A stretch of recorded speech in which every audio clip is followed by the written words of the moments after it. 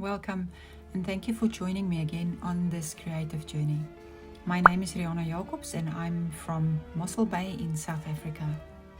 You can download the PDF line file free on my website if you want to paint along with me. The story we will be reading is from Grimm's Complete Fairy Tales, and we're reading Tom Thumb. There was once a poor countryman who used to sit in the chimney corner all evening and poke the fire, while his wife sat at her spinning wheel. And he used to say, "How dull is it without any children about us? Our house is so quiet, and the other people's houses so noisy and merry." "Yes," answered the wife, and sighed, "if we could only have one, and that one ever so little, no bigger than my thumb, how happy I should be. It would indeed be having our heart's desire." Now it happened that after a while the woman had a child who was perfect in all his limbs, but no bigger than a thumb. Then the parents said, "He is just what we wish for, and we love him very much." And they named him according to his stature, Tom Thumb. And though they gave him plenty of nourishment, he grew no bigger, but remained exactly the same size as when he was first born. And he had very good faculties, and was very quick and prudent, so that all he did prospered. One day his father made ready to go into the forest to cut wood, and he said, as if to himself, "Now I wish there was someone to bring the cart to me." "Oh, father," cried Tom Thumb, "if I can bring the cart, let me alone for that, and in proper time too." Then the father laughed and said, "How will you manage that? You are pretty much too little to hold the reins." "That has nothing to do with it, father. While my mother goes in with her spinning, I will sit in the horse's ear and tell him where to go." "Well," answered the father, "we will try it for once."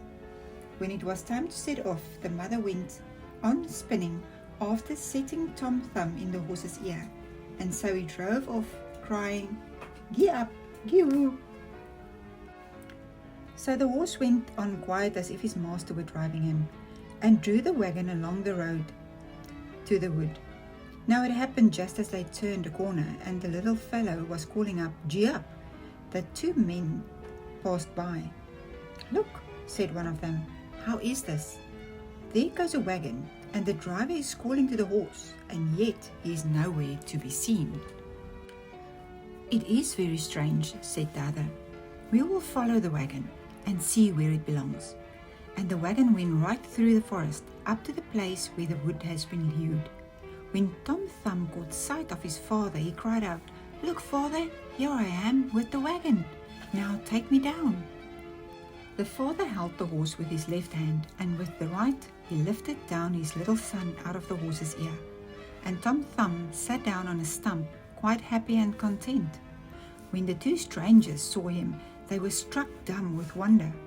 At last one of them, taking the other aside, said to him, "Look here, the little chap would make our fortune if we were to show him in the town for money. Suppose we buy him." So they went up to the woodcutter and said, "Sell the little man to us. We will take care he shall come to no harm." "No," answered the father, "he is the apple of my eye, and not for all the money in the world could I sell him." But Tom Thumb, when he heard what was going on, climbed up by his father's coattails and perched himself on his shoulder. He whispered in his ear, "Father, you might as well let me go. I will soon come back again." Then the father gave him up to the two men for a large piece of money. They asked him where he would like to sit. "Oh, put me on the brim of your hat," said he. "There I can walk about and view the country and be in no danger of falling off." So they did as he wished, and when Tom Thumb had taken leave of his father, they set off all together. And they travelled on until it grew dusk, and the little fellow asked to be set down a little while for a change, and after some difficulty they consented. So the man took him down from his hat and set him in a field by the roadside, and he ran away directly, and after creeping about among the fir rows, he slipped suddenly into a mouse hole, just what he was looking for. "Good evening, my masters.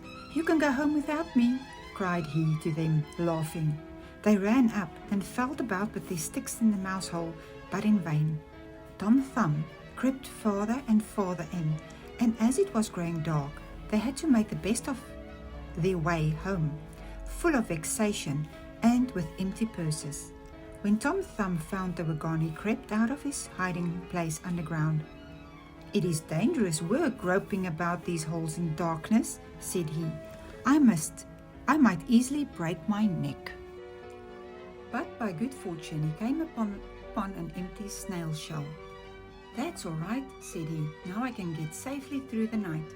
And he settled himself down in it. But by good fortune he came upon an empty snail shell. "That's all right," said he. "Now I can get safely through the night." And he settled himself down in it.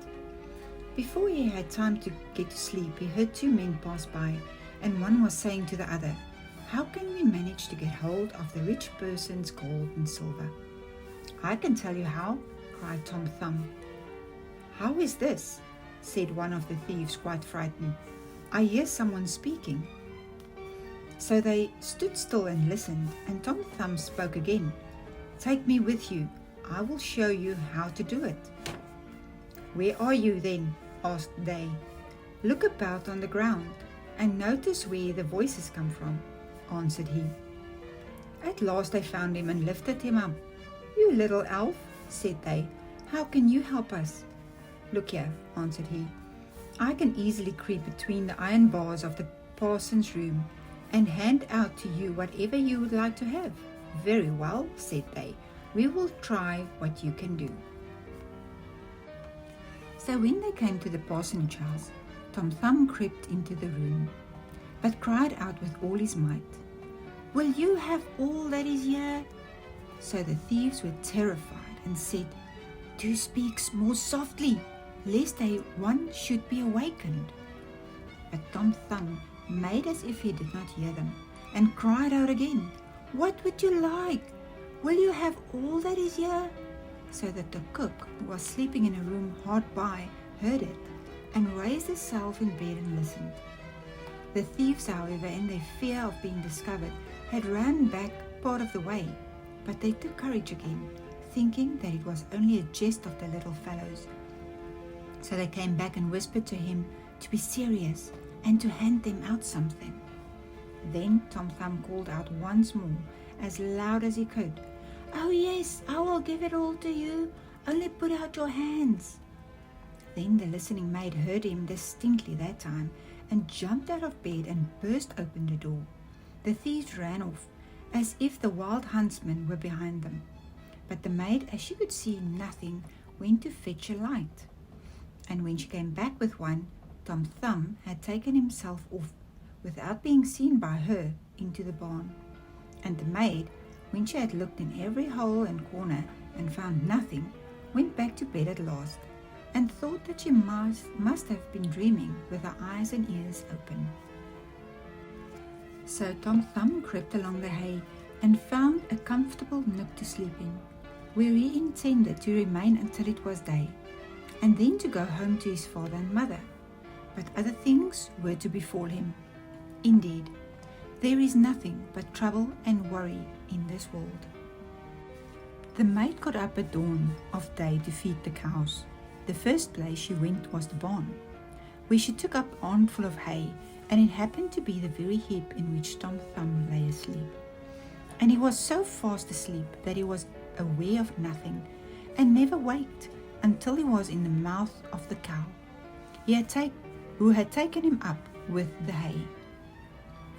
"Oh dear," cried he, "how is it that I have got into a mill?" But he soon found out where he was, and he had to be very careful not to get between the cow's teeth. And at last he had to descend into the cow's stomach. "The windows were forgotten when the little room was built," said he, "and the sunshine cannot get in. There is no light to be had." His quarters were in a very way unpleasant to him, and what was the worst, New hay was constantly coming in, and the space was being filled up. At last he cried out in his extremity, as loud as he could, "No more hay for me! No more hay for me!" The maid was then milking the cow, and as she heard a voice, but could not see one, and as it was the same voice that she had heard in the night, she was so frightened that she fell off a stool and spilt the milk. Then she ran in great haste to her master, crying, "Oh, master dear, the cow spoke." "You must be crazy," answered the master, and he went himself to the cow house to see what was the matter. No sooner had he put his foot inside the door than Tom Thumb cried out again, "No more hay for me! No more hay for me!" Then the parson himself was frightened, supposing that a bad spirit had entered into the cow, and he ordered her to be put to death. So she was killed, but the stomach where Tom Thumb was lying was thrown upon a dunghill. Tom Thumb had great trouble to work his way out of it, and he had just made a space big enough for his head to go through when a new misfortune happened. A hungry wolf ran up and swallowed the whole stomach at one gulp. But Tom Thumb did not lose courage. Perhaps, he thought, the wolf will listen to reason, and he cried out from the inside of the wolf, "My dear wolf, I can tell you where you get a splendid meal." "Where is that to be had?" asked the wolf. "In such and such a house, and you must creep into it through the drain, and there you will find cakes and bacon and broth, as much as you can eat." And he described to him his father's house. The wolf needed not to be told twice. He squeezed himself through the drain in the night and feasted in the storeroom to his heart's content. When at last he was satisfied, he wanted to go away again, but he had become too big, that to creep the same way back was impossible. This Tom Thumb had reckoned upon, and began to make a terrible din inside the wolf, crying and calling as loud as he could. "Will you be quiet?" said the wolf. "You will wake the folks up." "Look here," cried the little man, "you are very well satisfied, and now I will do something for my own enjoyment," and began again to make all the noise he could. At last the father and mother were awakened, and they ran to the room door and peered through the chink.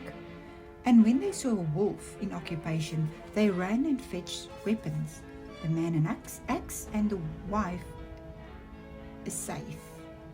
"Stay behind," said the man, as they entered the room. "When I have given him a blow, and he does not seem to have killed him, then you must cut him with your safe." Then Tom Thumb heard his father's voice and cried, "Dear father, I'm here in the wolf's inside." Then the father called out full of joy, "Thank heaven that we have found our dear child," and told his wife to keep the scythe out of the way, lest Tom Thumb should be hurt with it. Then he drew near and struck the wolf such a blow on the head that he fell down dead. And then he fetched the knife and a pair of scissors, split open the wolf's body, and let out the little fellow. "Oh, what anxiety we have felt about you," said the father. "Yes, father, I have seen a good deal of the world, and I am very glad to breathe fresh air again." "And where have you been all this time?" asked the father. "Oh, I have been in a mouse hole, in a snail's shell, in a cow's stomach, and a wolf's inside. Now I think I will stay at home." "And we will not part with you for all the kingdoms of the world," cried the parents, as they kissed and hugged their dear little Tom Thumb, and they gave him something to eat and drink, and a new suit of clothes, so his old ones were soiled with travel.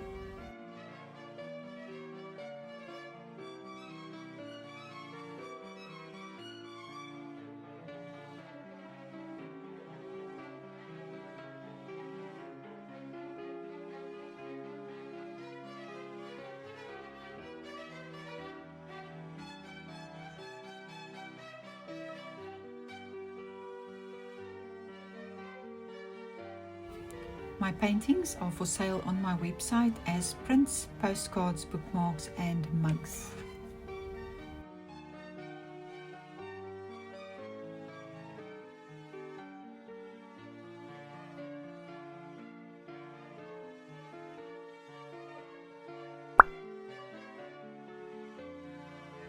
Thank you for watching. Please consider subscribing to my channel if you enjoyed this content. I post every Monday. See you soon.